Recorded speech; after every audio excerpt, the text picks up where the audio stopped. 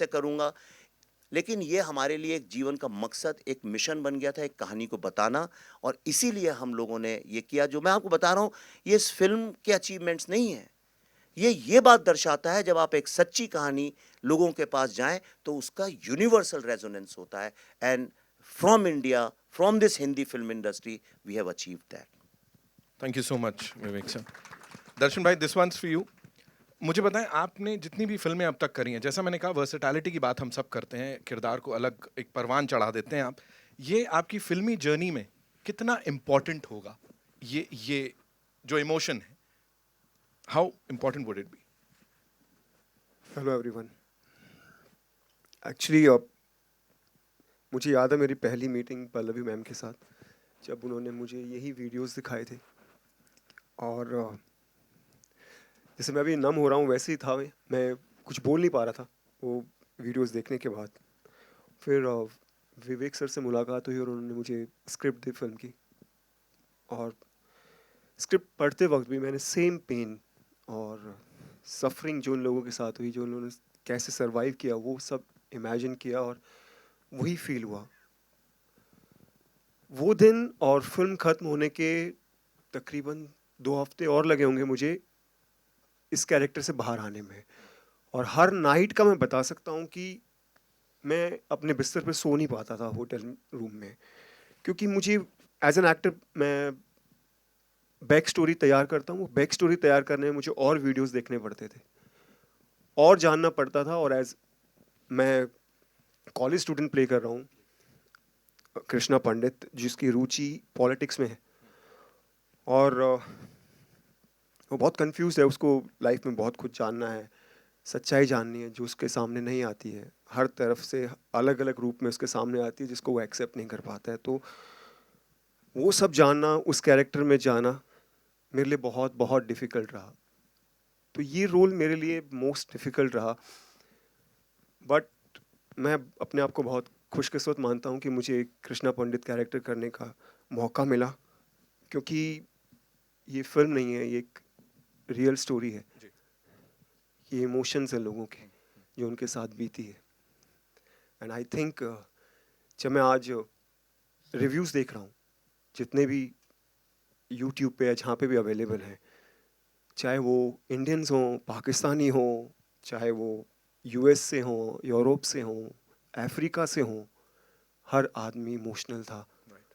हर आदमी कनेक्ट कर पा रहा था, क्योंकि ह्यूमैनिटी सबसे बड़ी चीज़ होती है। सो आई एम ब्लेस्ड कि मुझे फिल्म में काम करने का मौका मिला और इतने लिविंग लेजेंड्स के साथ काम करने का मौका मिला। So thank you so much. Puneet sir, Atul sir, this one's for you. आप दोनों को साथ में स्क्रीन पे देख रहे हैं, हम लोग स्क्रीन शेयर कर रहे हैं। आप लोग के व्यूज की भी अगर मैं बात करूं, सो आपने भी दिल खोल के बोलते हैं जब आप बोलते हैं, और वैसे ही डायरेक्टर साहब हैं, he is been very vocal. उनकी जो ओपिनियंस हैं, उन्होंने he is never held back. वो रोकते नहीं है खुद को, जो है भाई, जो देश के लिए है, जो जैसा है मैं उसको वैसे ही रखूंगा। सो उस बीच कैसा रहा फिल्मिंग के दौरान? How was it with Vivek sir? Because आपके खुद के भी ओपिनियंस हैं, तो कुछ टकराव या कुछ ऐसा था? नहीं, ऐसा तो कुछ नहीं था। कि देखिए, ये बहुत ही ये कटु सत्य है जो जो जेनोसाइड हुआ। जी। और दुर्भाग्यवश हमारे देश में किसी ने भी इसको खुलकर बोलने में हिम्मत नहीं की। बिल्कुल। ना पत्रकारों ने, ना मीडिया ने, गवर्नमेंट ने, किसी ने भी वो साथ नहीं दिया। जो मैं 1990 की बात कर रहा हूँ था। तो जब हमें तो खैर पता था कि क्या हो रहा है, हमारे कुछ क्लोज दोस्त यार वहाँ पे थे। फिर जब विवेक और पल्लवी ने मुझसे कहा कि पुनीत जी, हम चाहते हैं कि आप भी इस फिल्म का एक हिस्सा बनिए, तो इमीडिएटली मैंने यस कहा कि जी मैं करूँगा। और ये एक जो कटु सत्य है, ये यथार्थ है।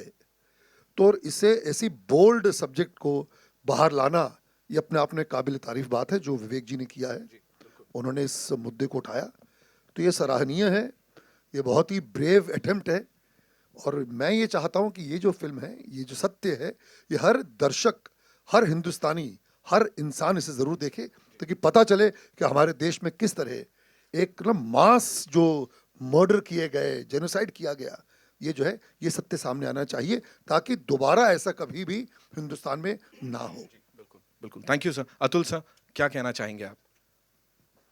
मुझे गर्व है कि मैं इस फिल्म का हिस्सा हूँ और विवेक जी के लिए मैं हिम्मत की दाद दूंगा कि आज तक किसी ने ऐसी हिम्मत नहीं की इस विषय पे फिल्म बनाने की, और जो कहानी जो जो घटना घटी उस पर सच्ची फिल्म बनाने की किसी ने हिम्मत नहीं करी। इनफैक्ट कहीं की भी सच्ची घटना इस तरह की जो होती है हिम्मत लोग कर नहीं पाते हैं। तो और बस यही कहूँगा जो पुनीत जी ने कहा कि जिस ईमानदारी से, जिस मेहनत से, जिस सच्चाई को से फिल्म बनाई गई है, उसी ईमानदारी से प्लीज़ सब लोग ये फिल्म देखें और ज़्यादा से ज़्यादा लोगों को बोलें कि ये फिल्म देखें, क्योंकि ये फिल्म नहीं, ये सच्ची घटना है। बहुत बहुत धन्यवाद सर। बादशाह, आपके लिए मेरा सवाल ये है कि इतने सारे दिग्गजों के साथ काम किया आपने, फिर आपका जो एक किरदार है उसकी बात सोशल मीडिया पे बड़ी हो रही है, जिस हिसाब से दिखा है, you know, people are talking about it. और जैसा हमने ऑर्गेनिक रीच की भी बात की, आज के ज़माने में इतनी जल्दी होता नहीं है कि लोग खुद से बात करें। क्या कहना चाहेंगे इस पूरी जर्नी पे? Thank you. सबसे पहले नमस्कार सभी को। मैं सबसे पहले इस पूरी ये जो मेरे साथ हो रहा है, I am a very normal person. मैं खुद रियल लाइफ में कश्मीरी हिंदू रेफ्यूजी हूँ और एक्टर भी हूँ। मेरे लिए it's a dream come true. Of course इधर बैठना भी और ये फिल्म करना, ये सब हो चुका है। मैं कभी कभी I still take time to realise कि ऐसा हो गया था। हम लोग सेट पे होते थे सर के साथ, सबके साथ। एंड ये जो फिल्म मेरे लिए बहुत ही relive, I had to relive the whole horror, but sir and ma'am have been specially very very sensitive. I mean पहली बात तो ये आप ये कर रहे हैं, फिर आप सर ने मतलब विशेषकर कहा था कि मैं चाहूँगा कि कश्मीरी हिंदू समुदाय से अगर एक्टर्स मुझे मिलें तो I have been very very lucky that he chose me, he asked me to audition and he chose you know me for this role, जो कि मेरे लिए बहुत ही भयानक था। मैं अभी भी, जैसे दर्शन जी ने कहा, मैं भी रात को झटके से उठ जाती हूँ कि वो सब जो हुआ है उसको रिलीव करने से, और जो शूट पे हमने किया, जब शूट पे मैंने किया, जो भी सिचुएशंस थे, मुझे कभी कभी लगता था कि ये सच है, बिकॉज वो सच हो चुका है। So we were but we were reliving that. लेकिन मुझे लगता था कि मतलब वो मैं differentiate between real and this, तो फिर मुझे खुद को रियलाइज़ करना पड़ता कि नहीं, I am in a very safe environment, it's just shooting, because that's why it's not a film. हम सिर्फ रियलिटी को रिक्रिएट कर रहे हैं, इसमें कुछ भी, जैसे सर ने कहा, फिक्टिशियस कुछ भी नहीं है। और मैं बहुत बहुत धन्यवादी हूँ। I think that's the biggest moment of my life, and they all have been very very supportive, very very supportive and very kind to me, all of them. I'm very grateful. ठीक है, thank you so much पूरी team को। Sir बहुत बहुत धन्यवाद इसे सबके सामने लाने के लिए। एंड आई एम श्योर आप लोगों के मन में भी बड़े सारे सवाल होंगे, तो अब आप लोगों की बारी है, please shoot. Vivek ji property थी और हमें भी निकाला गया, वहाँ से हटाया गया। लेकिन मैं अगर उसका स्याह पक्ष देखूं और मैं कहना चाहूँ, एक कश्मीरी पंडित होने के नाते कहना चाहूँ कि अगर वो लोग हैं, और आज की जो सिचुएशन है जिसमें सरकार बहुत सपोर्ट कर रही है, विधु विनोद चोपड़ा ने भी अभी एक अच्छी फिल्म बनाई थी इस पर, तो क्या उनको वो जो स्याह पक्ष है, वो लोग हैं, उनको जोड़ना ज़रूरी नहीं है? क्योंकि पाकिस्तान बैठा है उनको गोद में बिठाने के लिए। तो क्या ऐसा नहीं होना चाहिए कि हम कुछ इस तरह की भी चीज़ें निकालें? एक छोटे से बच्चे को, एक 4 साल के बच्चे को टेररिस्ट करार कर दिया गया था, और वो कुछ मेरी बेटी ने जाकर वहाँ रिसर्च किया था तो उसने मुझे बताया था। तो मैं सिर्फ आपसे, क्योंकि आप बहुत सेंसिटिव डायरेक्टर है, इसलिए मैं आपसे पूछना चाहती हूँ, क्या कोई ऐसी कड़ी जहाँ आपने इतना सब रिसर्च किया कि उन दोनों को जोड़े, उन दोनों को साथ लाने की कोशिश करें? देखिए, क्या चीज़ है जो हमें जोड़ती है? हम लोगों को पैसा नहीं जोड़ता है। जो लोगों को, इंसानों को जोड़ता है आपस में, वो है कल्चर। बिना कल्चर के हम जानवर हैं। हमें कल्चर जोड़ता है। कैसे? आप कहीं और से हैं, मैं कहीं और से हूँ, आप कहीं और से हैं, लेकिन जब हम खाना खाने बैठते हैं तो हम एक हो जाते हैं। हम जब खाना शेयर करते हैं, या हम गाने गाते हैं साथ में, या कपड़ों को लेके, त्योहारों को लेके, म्यूज़िक से, आर्ट से, कहानियों से, लिटरेचर से, ड्रामा से, फिल्मों से, हम क्यों ओटीटी और फिल्मों का एक्सपीरियंस अलग है। फिल्म जब हम 300-400 लोग एक साथ बैठ के देखते हैं तो एक साथ हंसते हैं, एक साथ रोते हैं, एक साथ उठ के चले जाते हैं। तो ये कल्चर जो है वो इंसान को जोड़ता है। अब एक बहुत बड़ी समस्या ये हो गई कि कश्मीर में आज कल्चर के नाम पे कुछ बचा नहीं है, एक मोनोटोनिक चीज़ है, कोई डाइवर्सिटी। कश्मीर इतना डाइवर्स था, भारत से जगह जगह से, केरला से, बंगाल से, सब जगह से लोग वहाँ गए थे और वहाँ रिसर्च करके सब अल्टीमेटली पंडित, जिनको आज बोलते हैं पंडित मतलब the highest intellectuals and the scholars of a subject, तो वहाँ पे पंडितों का एक समूह बना और वो इंडिया का जितना भी रिसर्च है 90% से ज़्यादा जो इंडिया का रिसर्च है सारा वहाँ हुआ। इतनी डाइवर्सिटी थी। आज डाइवर्सिटी नहीं है, ज़ीरो डाइवर्सिटी है। वहाँ म्यूज़िक नहीं है, आर्ट नहीं है, लिटरेचर नहीं, खाने में डाइवर्सिटी नहीं है। मैंने खाने के बारे में एक ट्वीट किया था, मैं वेजिटेरियन हूँ तो नहीं मिल रहा था, तो मैंने कहा भाई अब नया जो कश्मीर बन रहा है इसमें वेजिटेरियन खाना भी मिलना चाहिए। तो उन्होंने फतवा इशू कर दिया मेरे नाम पे। उन्होंने कहा आप कौन होते हैं हमारे खाने के बारे में बोलने वाले। और अल्टीमेटली 20-30 सिक्योरिटी के साथ हमें कश्मीर से वापस आना पड़ा। तो ना डाइवर्सिटी है, कुछ भी नहीं है। ये जो फिल्म है जैसा आप सोच रहे होंगे शायद वैसी ना निकले, क्योंकि ये फिल्म एक बहुत ही अलग तरह के थॉट की है और ये इस बात पे एम्फेसिस देती है कि आप आपसी मतभेदों के साथ रह सकते हैं, आप झगड़ा करके मारपीट करके भी साथ में रह सकते हैं। कितने लोग हैं पड़ोसियों के झगड़े हो जाते हैं। आप दिल्ली में तो मैं रहता था तो 24 घंटे मैं देखता था ऊपर नीचे फर्स्ट फ्लोर सेकंड फ्लोर में बरसाती वालों का ग्राउंड फ्लोर से झगड़ा होता, फिर 2-4 घंटे के बाद फिर हो जाते थे, फिर साथ में लोहड़ी का त्यौहार और कोई साथ में मनाते थे। वो सब क्योंकि फिर साथ में जैसे गाना गाने लगे, अंताक्षरी हुई, एक फिर से दोस्त हो गए। आपकी शादी हुई, मैं चला गया, फिर दोस्त हो गए। लेकिन जब ऐसा कुछ भी नहीं है, सिर्फ एक खालीपन विरावान सा है। और हम लोग भी जो जाते हैं, हम जाते हैं डल लेक पे सेल्फी खींचते हैं, गुलमर्ग में वापस चले आते हैं, हमें कुछ पता चलता नहीं है। यानी डाइवर्सिटी एक बहुत ही देखिए डेंजरस सिचुएशन ये है कि मैं आपको एक छोटा सा किस्सा बताता हूँ, उससे आपको सब समझ में आ जाएगा। मैं किसी भी रिलीजन के अगेंस्ट नहीं हूँ, क्योंकि मैं खुद ही किसी रिलीजन पे ज़्यादा नहीं मानता। मैं गर्व से एक हिंदू कल्चर, हिंदू फिलॉसफी, क्योंकि बचपन से मैंने देखा है, सीखा है और वो मुझे जीने का एक सहारा देती है। लेकिन आप क्या प्रैक्टिस करते हैं, क्या नहीं करते हैं, मैं उसकी उतना आदर करता हूँ, मुझे उससे कोई आपत्ति नहीं है। और मैं जानता हूँ कि मुझसे अलग लोग इस दुनिया में रहते हैं। यही तो सारे विश्व के इंसानों का नेचर है। सब जानते हैं कि अलग विचार के, अलग फेथ के लोग हैं। हम एक शूटिंग कर रहे थे तो पल्लवी एक शिकारा में बैठी हुई थी और छोटी 1-2 बच्चियों को हमने बुलाया था, 8-9 साल, 7-8-9 साल की, जो ज़्यादा जानती नहीं है, बहुत ही इनोसेंट बच्चियाँ।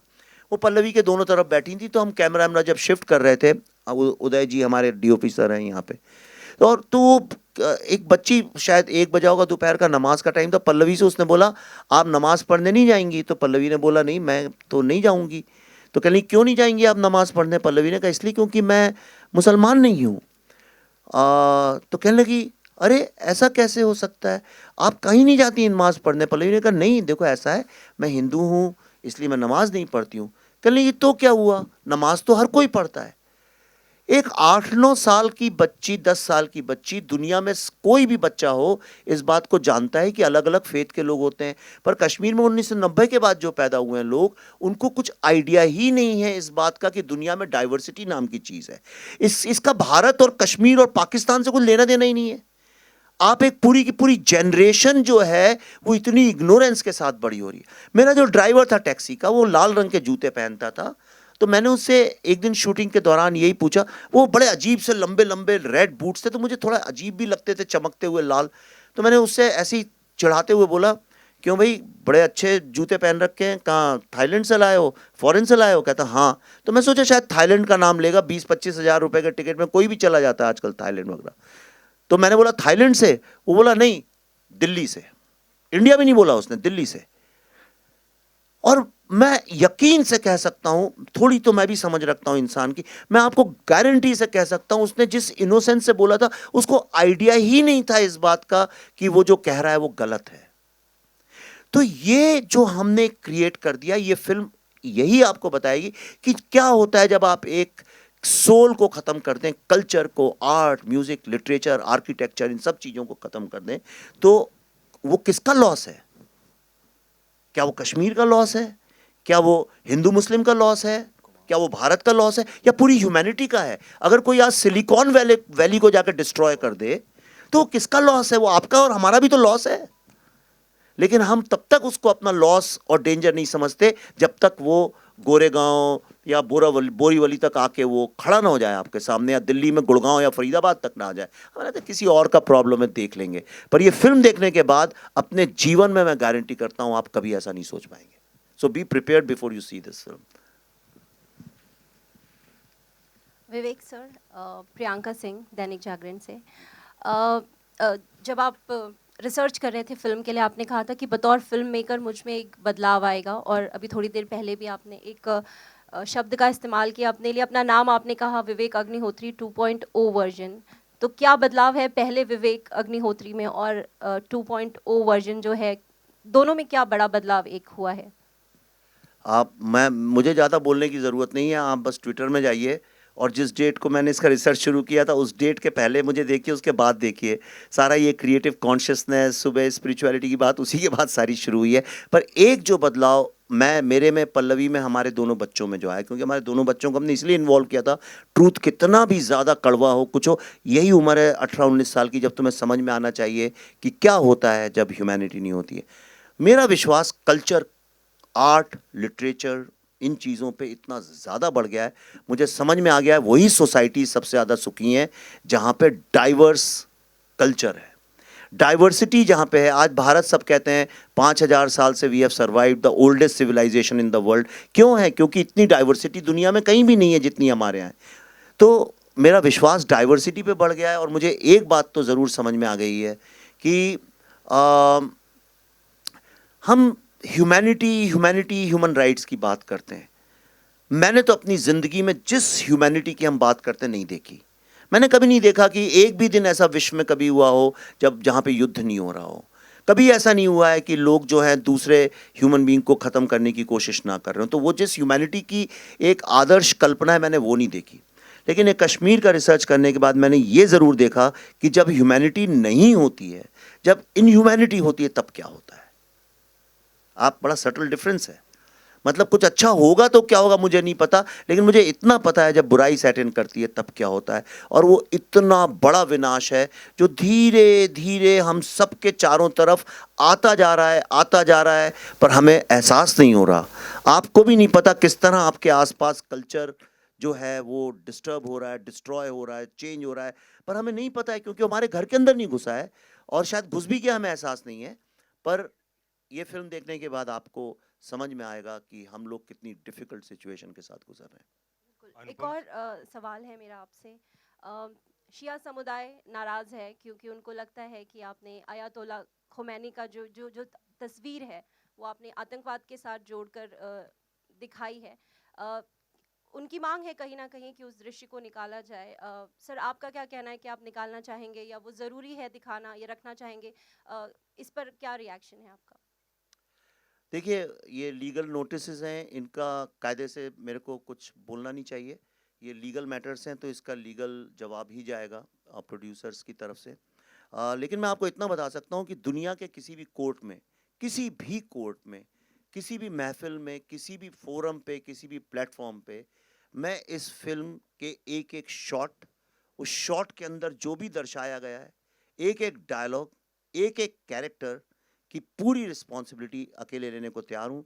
दुनिया के किसी भी फोरम, प्लेटफॉर्म, कोर्ट में मैं एक एक चीज़, एक नहीं बल्कि 100 visual references, dialogue references, videos के साथ साबित कर सकता हूँ।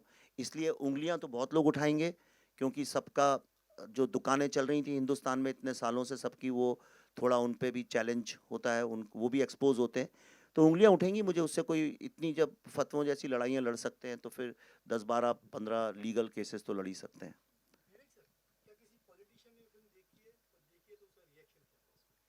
अभी तक सिर्फ अमेरिका के पॉलिटिशियंस ने देखी है, डेमोक्रेट्स ने भी देखी है और रिपब्लिकन्स ने भी देखी है। इंडिया में मैंने जानबूझ के किसी पॉलिटिशियन को दिखाई नहीं और दिखाना भी नहीं चाहता हूँ।